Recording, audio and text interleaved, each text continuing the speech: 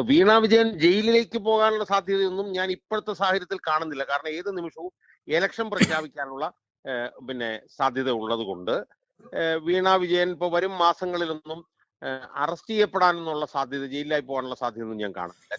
ഞാൻ മനസ്സിലാക്കിയെടുത്തോളം SFIO Shri JM Shaji, ഇന്ന് KSIDCയുടെ ഒരു കേസിന് കേരളത്തിലെ കോടതി ഒരു വിധി വന്നു. SFIയുടെ അന്വേഷണത്തിന് സ്റ്റേ ചെയ്യാൻ പാടില്ല, ഹർജി തള്ളി.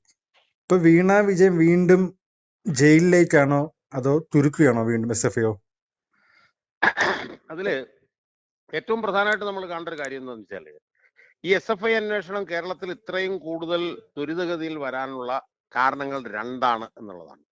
ഒന്ന്, ഷോൺ ജോർജ് എന്ന പൊതുപ്രവർത്തകൻ കേരള ഹൈക്കോടതിയിൽ കൊടുത്ത ഒരു കേസ്, അതാണ് ഒന്നാമത്തെ കാര്യം.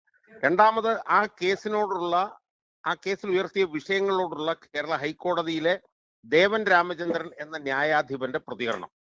ഈ രണ്ട് പ്രതികരണങ്ങൾ കൊണ്ടാണ് SFIയുടെ അന്വേഷണം ഇത്രയും ത്വരിതഗതിയിൽ മുന്നിലേക്ക് എത്തിയത്.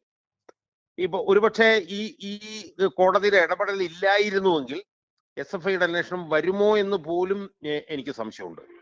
കാരണം തുടക്കത്തിൽ SFIO ചെറുതായിട്ടൊന്ന്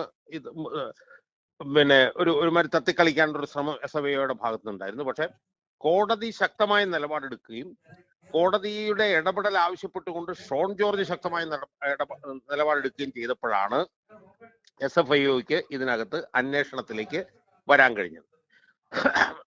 ഇനി SFIOയുടെ അന്വേഷണം വന്നു കഴിഞ്ഞതിന് ശേഷവും 1-2 ഘട്ടങ്ങളിൽ കോടതി വളരെ ഗൗരവമായിട്ടുള്ള നിലപാടുകൾ എടുത്തിരുന്നു. എന്തായാലും SFIOയുടെ അന്വേഷണം വന്നു കഴിഞ്ഞപ്പോൾ അവർ വളരെ ഗൗരവമായി അത് കൈകാര്യം ചെയ്തു എന്നുള്ളത് നമുക്കറിയാവുന്നതാണ്. അവർ CMRൽ റെയ്ഡ് നടത്തി നമുക്കറിയാം, അവർ KSIDCയിൽ റെയ്ഡ് നടത്തി നമുക്കറിയാം. അതിനുശേഷം വീണ വിജയൻ കർണാടക ഹൈക്കോടതിയിൽ ചെന്ന് ഈ കേസ് ഈ അന്വേഷണം റദ്ദാക്കുന്നതിന് വേണ്ടി കൊടുത്ത ഹർജിയിന്മേൽ വളരെ ശക്തമായിട്ടുള്ള നിലപാട് കേന്ദ്ര ഗവൺമെന്റ് SFIO ഒക്കെ എടുത്തതിന്റെ അടിസ്ഥാനത്തിലാണ് ആ ഹർജി തള്ളിപ്പോയത് എന്നുള്ളതും നമുക്കറിയാം. അപ്പൊ അതുകൊണ്ട് ഇപ്പൊ വീണ വിജയൻ ജയിലിലേക്ക് പോകാനുള്ള സാധ്യതയൊന്നും ഞാൻ ഇപ്പോഴത്തെ സാഹചര്യത്തിൽ കാണുന്നില്ല. കാരണം ഏത് നിമിഷവും ഇലക്ഷൻ പ്രഖ്യാപിക്കാനുള്ള സാധ്യത ഉള്ളത് കൊണ്ട് വീണ വിജയൻ ഇപ്പൊ വരും മാസങ്ങളിലൊന്നും അറസ്റ്റ് ചെയ്യപ്പെടാനുള്ള സാധ്യത, ജയിലിലായി പോകാനുള്ള സാധ്യതയൊന്നും ഞാൻ കാണുന്നില്ല. ഞാൻ മനസ്സിലാക്കിയെടുത്തോളം SFIO ഇവരെ പ്രോസിക്യൂട്ട് ചെയ്യാനുള്ള അനുവാദം കേന്ദ്ര കോർപ്പറേറ്റ് മന്ത്രാലയത്തോട്, അതായത് വീണ വിജയനെ പ്രോസിക്യൂട്ട് ചെയ്യാനുള്ള അനുവാദം കേന്ദ്ര കോർപ്പറേറ്റ് മന്ത്രാലയത്തോട് ചോദിക്കുമെന്നും ആ പ്രോസിക്യൂട്ട് ചെയ്യാനുള്ള അനുവാദം കിട്ടിക്കഴിഞ്ഞാൽ ഇവർക്കെതിരെ കുറ്റപത്രം സമർപ്പിക്കുകയും ഈ കേസ് ചാർജ് ഷീറ്റ് ചെയ്തിട്ട് ഇതിന്റെ ട്രയൽ നടത്തുന്നതിന് വിചാരണ കോടതിയിലേക്ക് എത്താനുള്ള ഒരു സാധ്യതയാണ് കാണുന്നത്. അല്ലാതെ അവരെ അറസ്റ്റ് ചെയ്യാനുള്ള സാധ്യത ഉണ്ട് എന്ന് എനിക്ക് തോന്നുന്നില്ല. പക്ഷേ ഇവിടെ നമ്മൾ കാണേണ്ട ഏറ്റവും പ്രധാനപ്പെട്ട ഒരു കാര്യം എന്ന് പറയുന്നത് ഹൈക്കോടതിയുടെ നിലപാടാണ്. കാരണം ഈ കേസ് അവസാനിപ്പിക്കണം. ഞാൻ മനസ്സിലാക്കുന്നത് ഷോൺ ജോർജ് ഈ കേസിൽ കക്ഷി ചേരാൻ വേണ്ടിയിട്ട്, അതായത് KSIDC കൊടുത്ത കേസിൽ കക്ഷി ചേരാൻ വേണ്ടിയിട്ട് ഷോൺ ജോർജ് ഹൈക്കോടതിയിൽ ചെന്നു.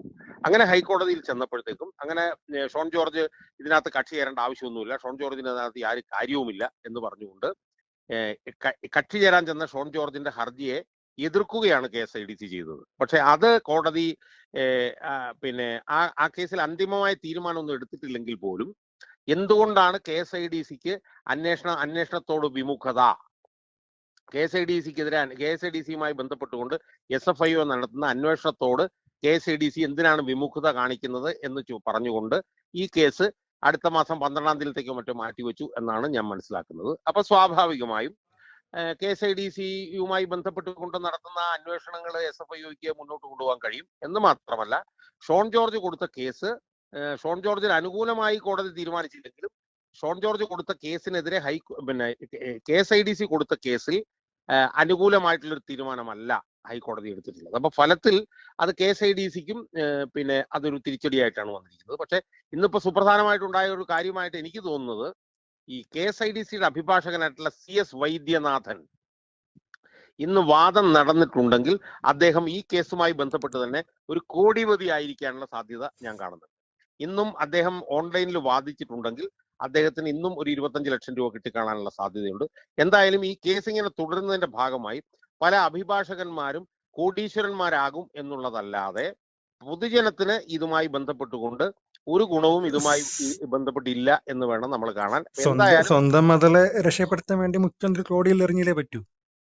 അല്ല, സ്വന്തം മകളെ രക്ഷപ്പെടുത്താൻ മുഖ്യമന്ത്രി കോടികൾ എറിയേണ്ടി വരും. പക്ഷെ സ്വന്തം മകളെ രക്ഷപ്പെടുത്താൻ വേണ്ടി എന്റെയും നിങ്ങളുടെയും ഞാനും നിങ്ങൾക്ക് കൊടുക്കുന്ന നികുതി പണം മുഖ്യമന്ത്രി എടുത്ത് ഉപയോഗിക്കുന്നതിൽ മാത്രം നമുക്ക് അഭിപ്രായ വ്യത്യാസവും. ഇപ്പോൾ സ്വന്തം മകൾ അഴിമതി കാണിച്ചിട്ടുണ്ടെങ്കിൽ അച്ഛനെന്നുള്ള നിലയിൽ പിണറായി വിജയൻ പൈസ എടുത്ത് എറിയുന്നതിന് കുഴപ്പമില്ല. പക്ഷെ എന്റെ നിങ്ങളുടെ പൈസയാണ് ഈ പിണറായി വിജയന്റെ മകൾ നടത്തിയ അഴിമതിയിൽ നിന്ന് അവരെ രക്ഷിക്കാൻ വേണ്ടിയിട്ട് ഈ അഭിഭാഷകരുടെ ഖജനാവിലേക്ക് കൊടുക്കുന്നത് എന്നുള്ളിടത്താണ് നമുക്ക് അഭിപ്രായ വ്യത്യാസം ഉണ്ടാവുന്നത്. ഈ ലാവ്ലിൻ കേസ് പോലെ SFI കേസും നീണ്ടുപോകാൻ ചാൻസ് ഉണ്ടോ? അല്ല, SFIയുടെ അന്വേഷണം ഇതുവരെ വളരെ ഗൗരവമായിട്ടാണ് പോയത്. പക്ഷേ SFIക്ക് ഇപ്പൊ തെരഞ്ഞെടുപ്പ് വരാൻ പോകുന്ന സാഹചര്യത്തിൽ ഇവരെ അറസ്റ്റ് ചെയ്യുന്ന കാര്യത്തിലൊക്കെ എത്രത്തോളം കാര്യങ്ങൾ ചെയ്യാൻ പറ്റും എന്നുള്ളത് എനിക്കറിയില്ല. SFIയുടെ അന്വേഷണം ഇതുവരെ വളരെ ഗൗരവതരമായിട്ടാണ് മുന്നോട്ട് പോയിട്ടുള്ളത്.